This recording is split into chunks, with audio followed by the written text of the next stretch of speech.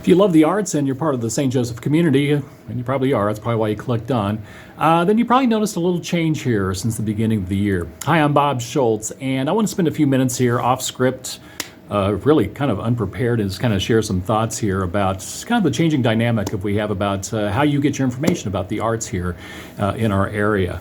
At the end of last year in December, Andrew Gaug left News Press Now and St. Joe Live.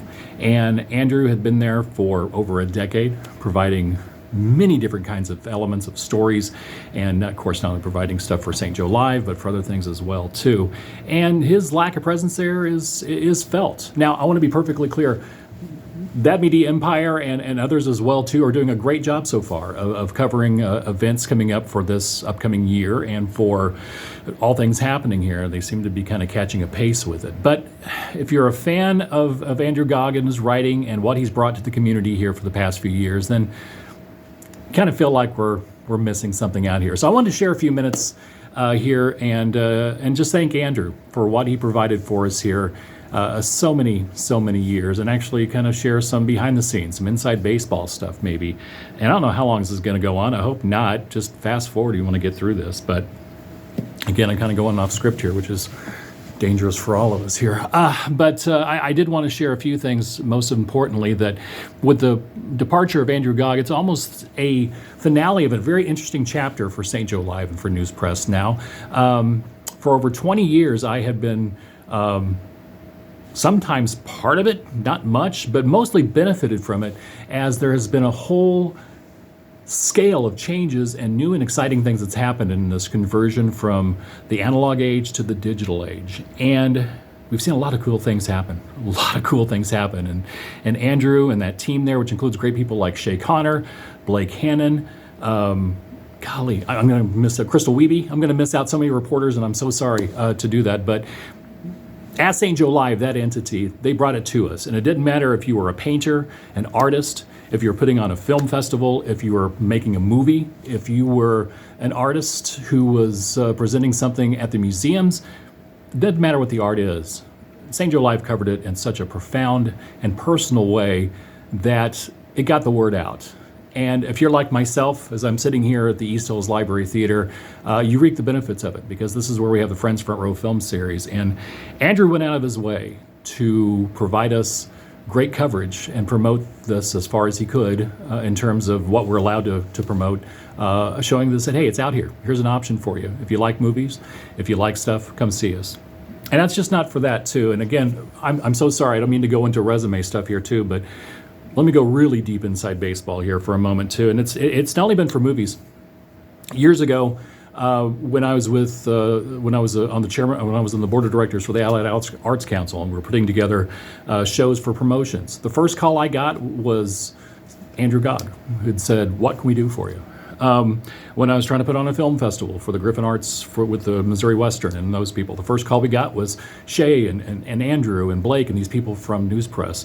When I was with the St. Joseph Music Foundation and we were putting on the Joe Stock Tour, the first call we got, the first people who were there were St. Joe Live. What can we do? Again, with the St. Joseph Music Foundation, when we put up 99.3 FM back around 2011, 2012, they were there. The great Bob Heater came in and did a TV story for us as well, too. They did their stuff to cover what was oftentimes considered to be a competing medium, but they knew was part of the community and something that was important for that. And again, I want to backstep a little bit and say I know that they're going to continue this great coverage, be it KQ2 or be it News Press Now, whoever it is. Every major industry is going to be covering these things continued on, and as I said, they're doing very well. But in this thing that I was privy to, and this information that was so personal, I guess. We work really hard to bring the arts, doesn't matter what it is, to bring the arts to the community. And when someone else is working equally as hard to find creative and new ways to bring people to you, to let you know what's out there, to give an idea not only of the event, but the reason behind it, and most importantly, the people and the character and why we're doing this for the community. And that's something that comes not only just from a reporter, but that comes from the heart of really good people. And again, I think the staff that I had the pleasure of doing relationships with for so many years at News Press now, for St. Joe Live or whatever event I was working on, would be that good. I'm not the only one saying that too. I'm sure that Jason Hudson, as he's doing his promotions for his Hallmark movies and his great productions that are going on, feels the exact same way. Danny Phillips, as he's writing and promoting great bands that are coming into different areas, I'm sure he's feeling the same way, and the list goes on and on and on. I did want to talk about music for a second, because there is a certain point of time where St. Joe Live became so important to our community, and it happened maybe about 12 years ago. And here's what happened. It was just this concave of great events that happened at the same time. There were a lot of emerging artists that had just put out CDs and put out digital and had just kind of come to the forefront. Bands like, and I'm so sorry, I'm going to forget so many bands here, but bands like Islet and Pompous Pilots and Stephanie Gomoltz, who was taking her stuff to the national stage on TV, and gosh, so many more others. I'm going to think of more as we get through there. Marcus Words, Matt Coleman. I mean, all these people were putting out some great stuff that were playing on 99.3, and Diesodine. Forgot about Diesodine. That was out there that we had the opportunity to share. And at the same time, News Press Now was doing their thing, covering the bands, but also doing that, but also producing a show called St. Joe Live, which they would actually focus on these bands and bring them to you in a nice, intimate setting, so you can not only see what the excitement was all about, but give those bands an opportunity to share their works with it too. And it just happened to be the perfect storm, as I said, the arrival of 99.3, the arrival of these bands all coming to production at the same time. And, a lot of these bands have disbanded. Some of them have stuck together. One, in fact, we had the pleasure of seeing their very first performance. Started off in a little tiny room in downtown. St. Joseph Music Foundation brought this band to the stage, and St. Joe Live was there to say, hey, can we talk about this guy and bring him? Yeah, okay. Well, the band was Radke, and now they're opening for Rock and Roll Hall of Famers Foo Fighters. And that love, that bass love that we had for them, and that was brought forth by Andrew Gaug and all the writers at that entity of St. Joe Live, boy, I won't be forgotten. It was a magical time with that, too. So this is not supposed to be a melancholy dribble. I certainly appreciate all the attention that's been given to any project I've been attached to, and I certainly going to miss the opportunity to share the camera stage with Andrew Gaug, who, out of the blue, almost a decade ago, said, hey, do you want to come and talk about movies with me? I mean, one person talking about movies is just an opinion, but if you get two people talking, it's a dialogue, and maybe it doesn't look like, you're so pretentious with one person going, I think this movie's great, and I think this movie's bad, and here's why. If you get two people talking, even if they agree, it's a dialogue. It's something different. And it's something that I always held in my heart, too, as a film critic for KQ2 for about 12 years, that one person talking was never as interesting as multiple people sharing the idea of something that's good or bad. And that's another thing, too. Let me detour yet again as I ramble on.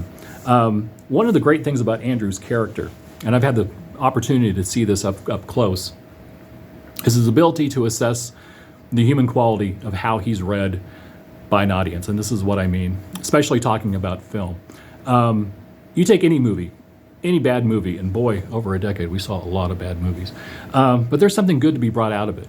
And whether it's the cinematography, an actor that did well, there's always something good you can bring out of every bad experience. And sometimes maybe the film was so bad, the whole experience itself was a joy, a guilty pleasure. Who knows? But the point is this, one person's opinion, whether something is good or bad, doesn't reflect the audience's reaction to how something works. Everybody brings their own sense of art, love, hate to any project that they go see, that they endure. That's the beauty of art, and that's the beauty of stuff. And Andrew has a great way of doing what I'm not doing right now, which is just synthesizing this into a very human, very relatable factor. And I think working next to that is a part I'm going to miss the most. Now, Andrew's going to go on to do wonderful things because he's got extreme talent in front of the camera and also behind the paper. And the most important thing, like the other writers that have gone on from St. Joe Press, from St. Joe Live, he's got character. He's got really good character and a good sense of people. Now, again, we're going to go on here in our arts community, continuing to promote great projects and trying to bring stuff to you, no matter what it is and what area. But if you've been touched by St. Joe Live in the last 20 years, if you've been part of a RRT production, if you're part of community chorus, if you've had some aspect of your community expression in the arts exposed to the public, then you have touched Andrew Gaug. If you're a rapper, if you're, again, a painter, a sculptor, if you've opened up an art shop, if you've done anything like that, you've spoken to Andrew Gaug. And with that, please join me in saying thank you, Andrew, and thank you for the entire staff of St. Joe Live for the past 20 years for really bringing awareness to what we do so you can see it. So we will continue on. Andrew will continue on to his next adventure, and I will be waiting to see exactly what he does, because he's on to really good things too. So thank you. Sorry for the dribbling on, but we wish you the best, Andrew. Thank you so much from the bottom of my heart for all thanks and favors and debts, private and public. We appreciate that. And on with the show. It's a great community. We're glad to be part of it.